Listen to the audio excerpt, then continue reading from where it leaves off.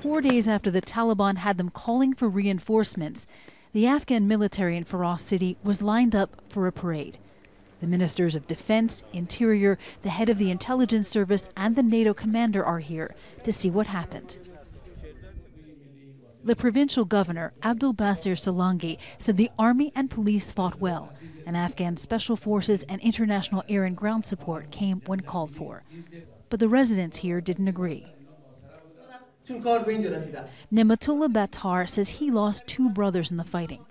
He says local forces fought alone for 8 hours before reinforcements could come, while some officials fled with their bodyguards.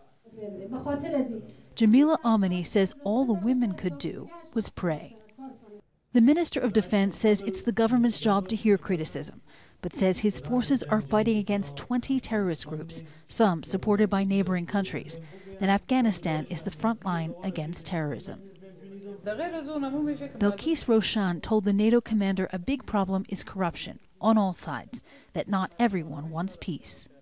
We start with having the right leaders, and I agree with you. Some leaders did a good job, some did not. This city of more than 50,000 people looks like it's getting back to normal, but the people are nervous. They don't want another Taliban attack. There was no sign of fighting, but a military convoy ferried journalists through the town on a brief visit.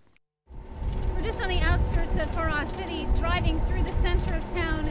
The streets are mainly deserted, not many cars or motorbikes around, but certainly signs of life. Some shops and marketplaces are open, and a real signal of progress. I saw trucks full of supplies coming into town. The Ministry of Defense says 6 other provincial capitals are at risk of attacks from the Taliban. The military, with help from U.S. forces, may have prevailed here in Farah city, but there is likely a long summer of fighting ahead. Jennifer Glasse, Al Jazeera, Farah City.